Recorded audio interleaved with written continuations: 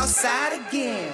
I came for the M's, I came for the win. Yeah, me and all my friends. It's a 4th century, man, we all going in. Big bro, I rock tote. Better use what you got, get what you want. Swear to God, since that day, I've been cooking it back, trying to make this shit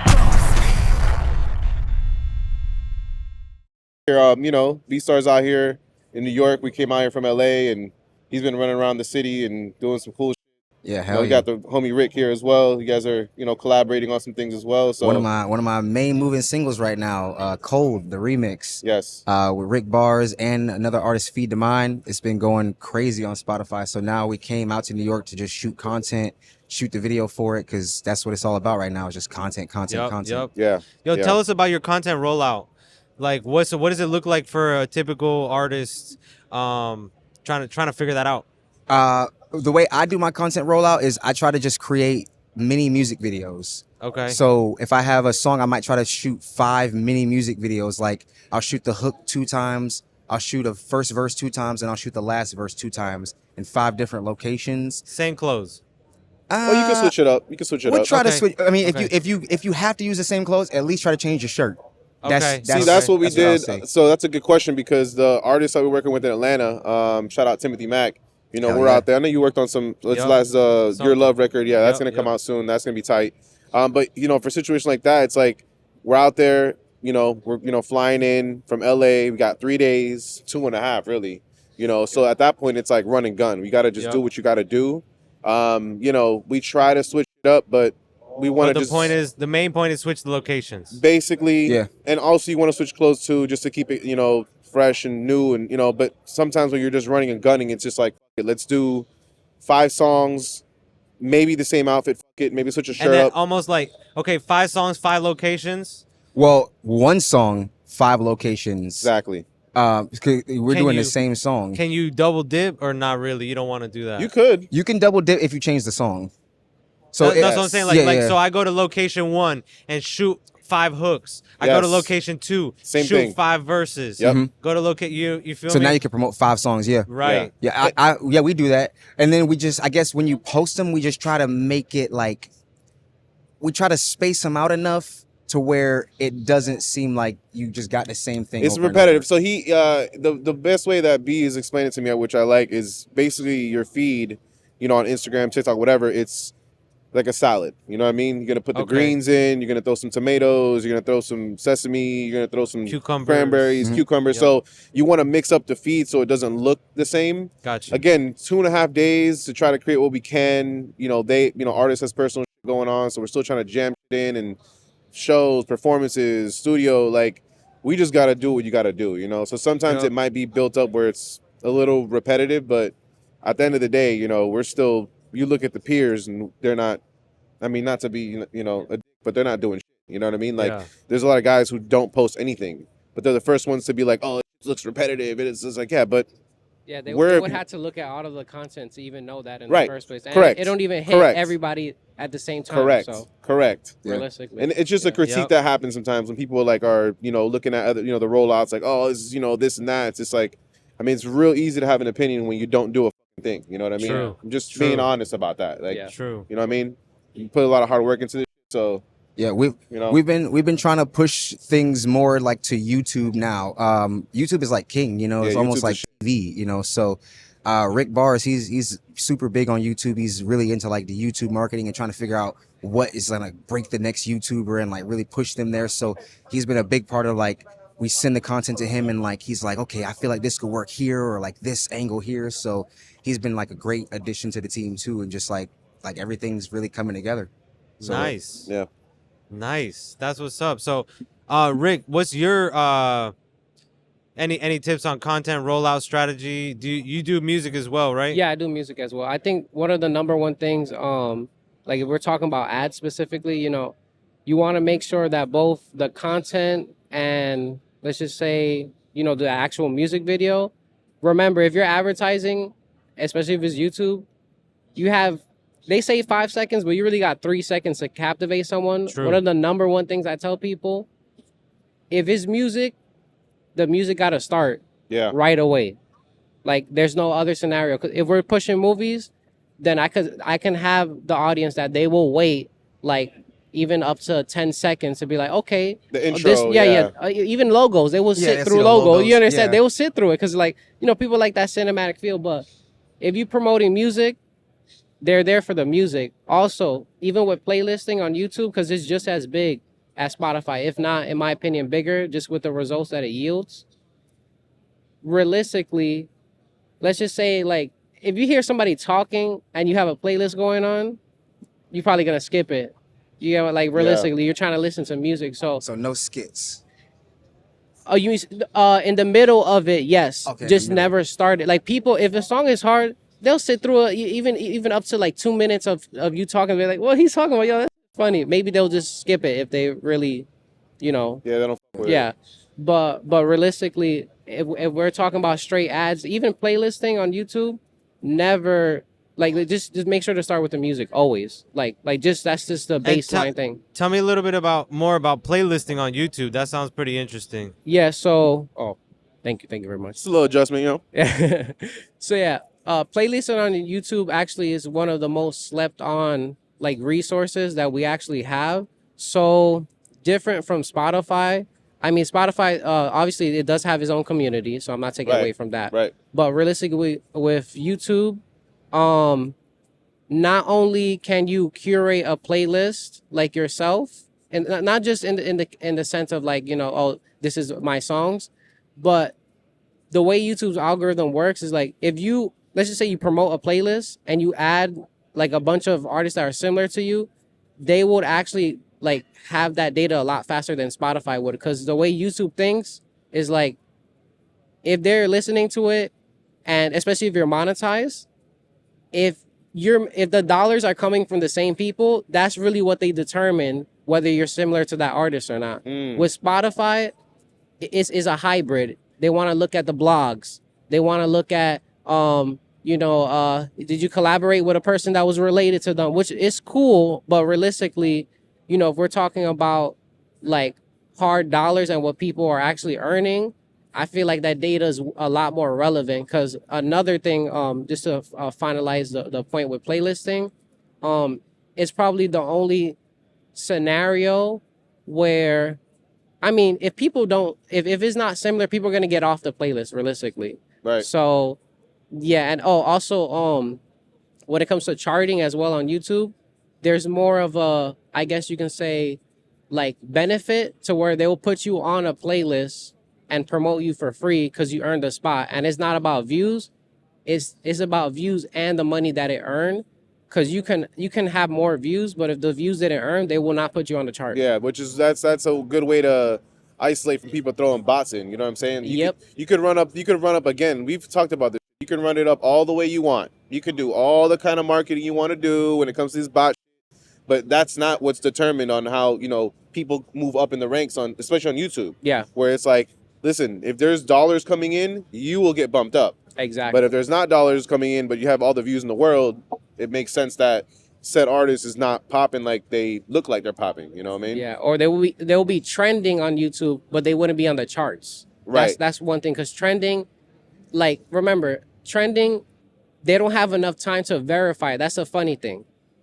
Remember, because, like, they had to make the instant decision, like, within an hour or two, because that's, you know, how things trend. Right. But when it comes to charts, that's why, like, even with Bstar and my own music, we would chart ahead of people that was trending number one, like, literally. Like they'll be trending number one in, let's just say, a smaller country like Luxembourg, let's just say, right? Right. For example, they would even be charting there. But then when you go and look at the stats, like, you can outrank them in the charts. Got it. Yeah. Not everything is bots specifically that they're using, but it could just be only paid ads that don't convert to anything but the view. So yeah. Got it. Yeah. And remember, 80% of all music being discovered is discovered on Spotify. 80% of all music being discovered, all new music, is discovered on, YouTube. I know. I was. Yeah, we're about to correct. Yeah. I was about to say. We're just gonna checking. I'm just making we're just sure gonna y'all pay overdub it. We're just gonna overdub on YouTube. They're YouTube. like, I think his mouth said Spotify, but that's okay. The people from Spotify get all upset. Right? Yeah. Like, oh man, we got trolled. We had that. YouTube's gonna get pissed. Be like, So then- haters going down. You guys. If we broaden it just for a sec then, because I heard you talking with someone yesterday, because there was another guy that was asking you about YouTube. So if we're taking it out of exactly musicians, and let's say we're just talking about a podcast. Yeah. What do you feel like is the fastest way to either grow or like build community with something like that, like a channel like that, when it comes to like a podcast or something? Yeah, Maybe not specifically a musician, but even like a podcast like this, like long form content. Well, now I wanna dive off the subject of ads for a second. Mm-hmm. So when it comes to podcasts, there's two things that I noticed. Like when people don't have the budget specifically, it's either about being extremely niche or first. So if you're first on a topic and no one has, like, I'm even saying like seconds first sometimes is what it takes. Yeah. They're going to your video first. Because one thing also, not just DJ academics, but it like I'm gonna go into video games specifically just because that's the most experience I had with, like, new information first. If a game is coming out and you have the first gameplay, even if you are a small channel, you're gonna get those views because you're the only one within that keyword. Yeah. So I would just say for people who don't have the budget, it is what any genre of anything that you do is either you put in enough work that you don't need the dollars, or you do both. It's one or the other. What would be like for anyone that's starting a pod and doing something ground level, if they were interested in spending a little marketing money, and obviously I know it can go as high as you want, but what would be like a good number theoretically? You know what I mean? Like, I know that you can't go too low. Yeah, you can't go too low. I get that, but what would be like a budgeted thing that could be possible for someone? Yeah, I would say, especially when you're starting, it would be a requirement for you to be not just first in topics, but like be either be first in topics or be niche. And realistically, if you're doing a great job, it don't take nothing but like $40-$50 just like getting started to at least build a foundation. Yes. Because what I also learned is that, like, you can have like 100 videos, but if you're not getting any type of traction, like the catalog don't matter on YouTube. Right. So I would say like I'm not even, and when I say $50, I'm even saying that that's them doing it themselves. It's just so they have some type of traction. Right. So because ranking is not always about like viewership. Yeah. It's not always like about, like, I guess you can say like getting a crazy amount of views. It's just it being present enough for YouTube to understand that it's something that is real. Yes. Okay. And and the last point to that is like the positive thing about running ads, especially from the actual platform. Realistically, someone that is spending ads, they know that that's more serious than someone that isn't. Obviously, that isn't always true, but like that's the way they look at it. Right. For the most part. So they just see you as someone that said user is putting money in. So YouTube looks at it as like, okay, like, is it real pace? Because also. Right. I mean, the scary thing about like the reason why ranking is so hard in every single social media is kind of also like, anyone can make an account nowadays and just upload stuff, and that's not even like their content. But realistically, most people wouldn't put money into content that isn't their own and try to profit from it. At least nowadays. Yeah. Like unless it's like Facebook or something. Which is weird. Yeah. What about you? I mean, we've all talked about ourselves. I mean, I've heard you've had some amazing stuff going on lately. Oh yeah, Nico's moving and folks. grooving, baby. I guess I've been pretty shy about it, but I've been recording with BG since he got out. That's been a lot of fun. Very, very amazingly talented individual. Got a lot of records done. A lot of heat coming. So we already got one dropped. It's called Free BG / My Dog. That's with your boy. Yep. Oh, Boosie. Yeah, Boosie featuring BG. That one's a super crazy record. Yeah. And just been mixing a lot, building an Atmos studio, and doing a lot of the podcasting. And we got Dave Pensado now on Faders of the Lost Art as one of our huge resident faders, and it's been really dope. Hell yeah. What would you say to that engineer out there that's like, they're building their game, they're doing their thing, and they want to get to that next level, they feel like they deserve it, they feel like they're there? Like, what is the advice that you have now that you're like you're really This is like a sport, just like any other sport. Repetitions, repetitions, repetitions. 10,000 hours is like the starting point. You feel me? Yeah. Like that used to be the ending point when we're coming up, when we're in school or whatever. 10,000 hours. Wow, that's so far away. And it's like 10,000 hours. It's like, okay, now you're like at the lowest level of the majors, like the very lowest level of the majors. You know what I'm saying? The major leagues. So after 10,000 hours, I think where it starts.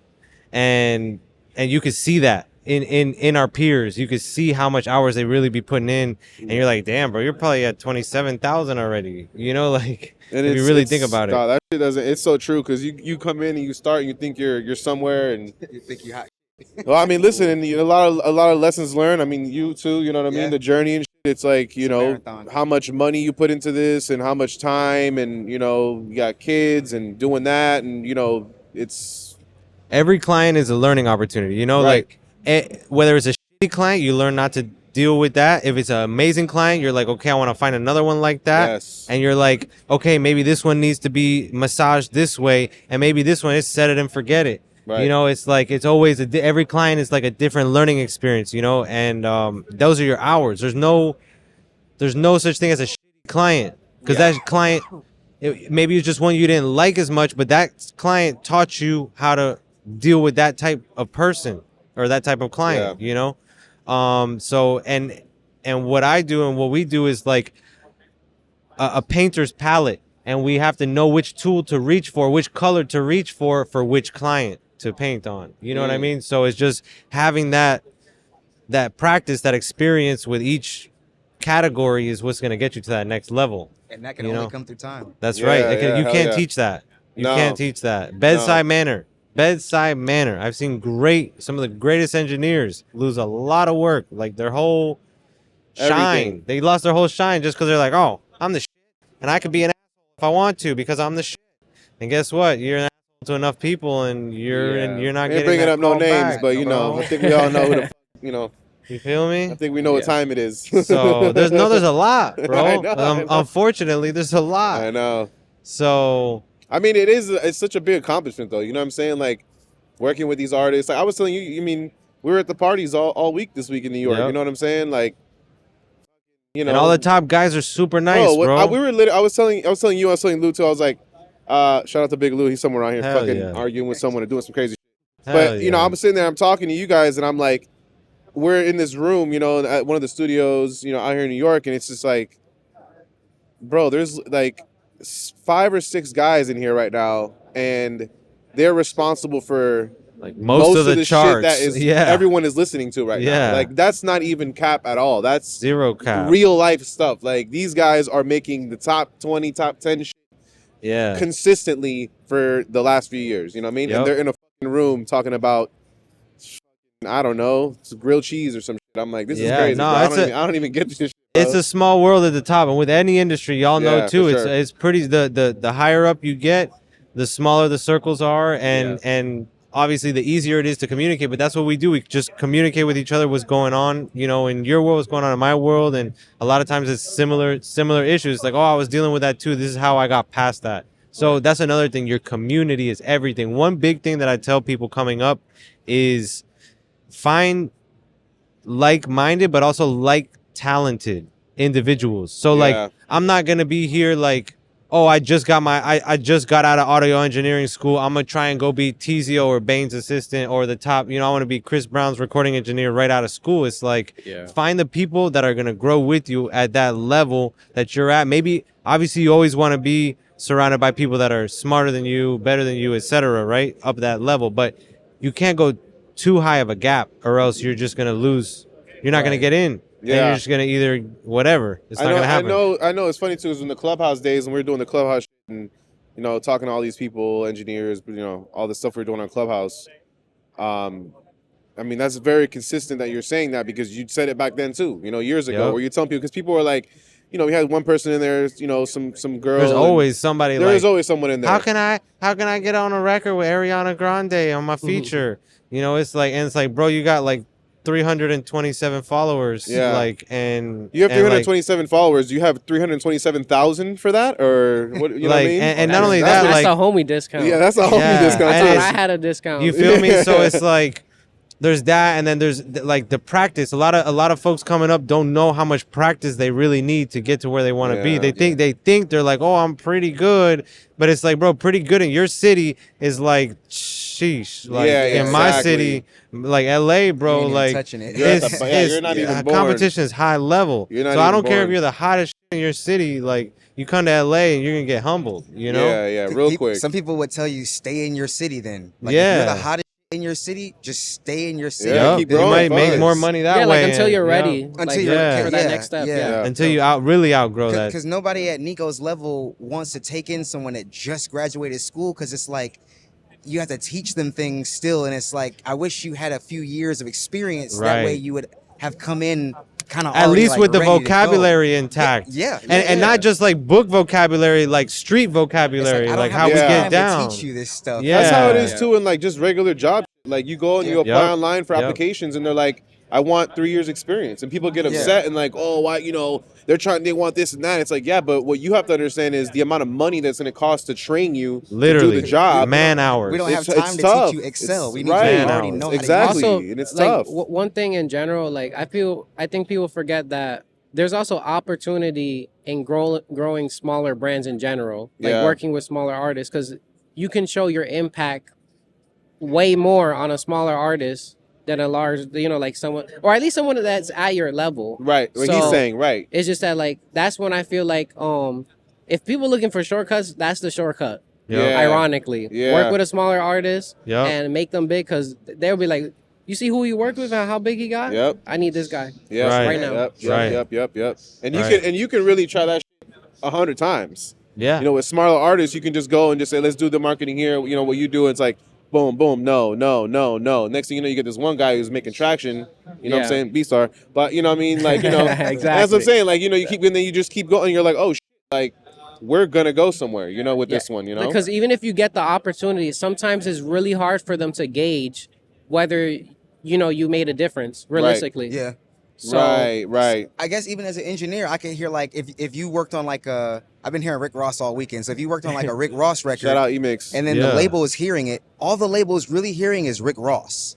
But if it was like some no-named or like 5 no-named artists, but then the label's like, man, these records sound really good on these no-name artists. Who's mixing Yeah. these? You just got your shine. Yeah. You know Right. what I'm saying? Yeah. Right. Yeah. So, Sure, it's makes not sense. as simple, but I Yeah. mean, you know, shit can get. No, shit can get you worked never out, know. you know? Like it's definitely okay. Luck equals Yeah.